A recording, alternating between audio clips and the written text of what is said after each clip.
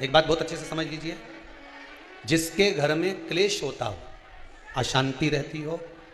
क्लेश रहता हो, या छोटी छोटी बात पर विवाद चालू हो जाता हो, या पति पत्नी में, परिवार में, सास बहू आदि कादिक में कहीं ना कहीं कुछ अगर विवाद रहता हो, तो शास्त्र कहता है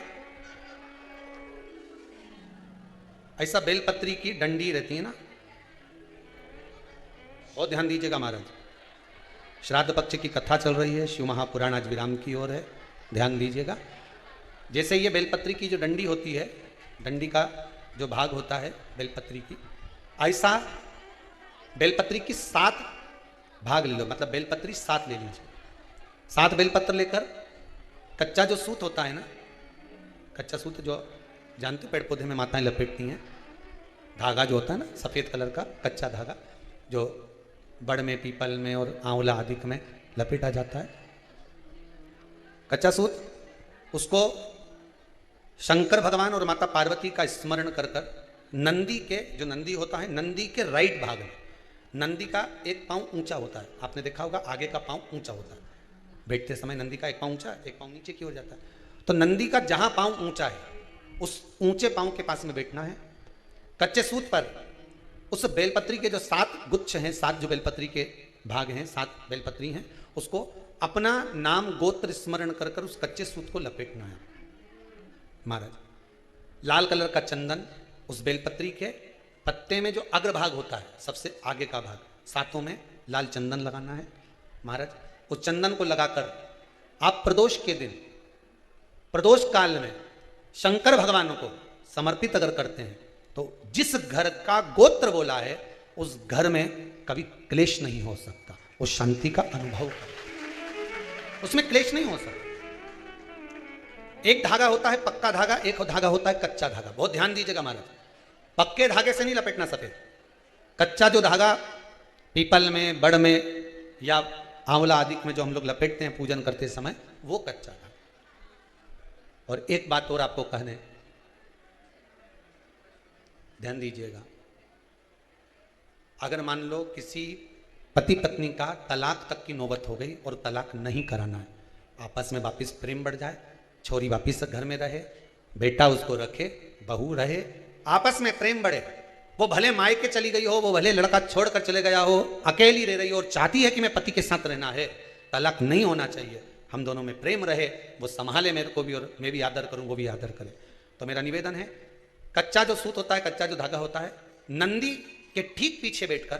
कोई साथ में आपके परिवार का कोई व्यक्ति चले जाए और हस्तकमल को, जिसको अपने परिवार में वापिस रहना है, उस स्त्री हो या पुरुष हो, दोनों में से कोई भी नंदी के पीछे बैठकर, सोमवार की जिस दिन अष्टमी पड़े उस दिन नंदी के पीछे बैठकर हाथ को ऐसा बंद करना है, हाथ में एक बेलपत्री रखना है, सीधी सीधी बंद कर कर 7 बार उस हाथ पर कच्चा सूत लपेट देना है, उस सूत को वापस निकाल लेना है बेलपत्री के साथ, बेलपत्री के साथ में, और बेलपत्री को तो अपने पास में रखना। सबसे पहले माता पार्वती का जो हस्तकमल ऐसा होता है शिव मंदिर में, उस हस्तकमल में वो सूत जो आपके हाथ से निकला है वो उसमें डाल देना है, माँ जगतजननी से प्रार्थना कर कर, और जो बेलपत्री आपने संबंध को जोड़ने के लिए अपने हाथ में ली है वो शंकर भगवान के कटी भाग में, फिर निवेदन करूंगा कटी भाग को समझ लीजिए। ये शिवलिंग रखा है,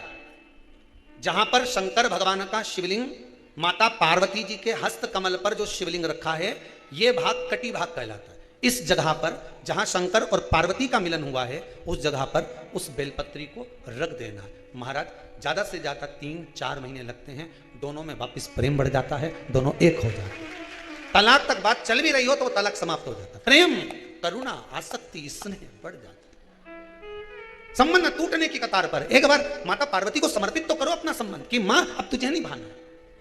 माना मैंने अपशब्द कह दिया होगा, माना मेरी गलती होगी, थोड़ी गलती उनकी भी होगी, पर दोनों की गलती है मां, अब इस संबंध को तुझे निभाना। जब कच्चा सूत माता के हाथ में रखो तब माता को विनती करना, इस संबंध की डोरी अब तेरे को दे दी, दीन बंधु दीनानाथ मेरी डोरी तेरे, अब यह डोरी मैंने तुमको दे दी, अब यह संबंध आपको निभाना है, अब यह संबंध मेरा। पतंग उड़े नाव चले मझधार मां, पतवार थारा हाथ मां, ओ भोले मेरी नैया पार लगा जो, शंभु मारी नैया पार लगा जो। रथ उब्या मैदान माने डोर थारा हाथ मां, रथ उब्या मैदान माने डोर थारा हाथ मां, ओ भोले हमने रण संग्राम जितावजो, शंभु हमने रण संग्राम जितावजो, ओ भोले थारा चरण कमल मारा। हे भगवान अब ये पतंग इधर उधर ना जाए, इसको साध ले, मेरी डोरी तू पकड़ ले,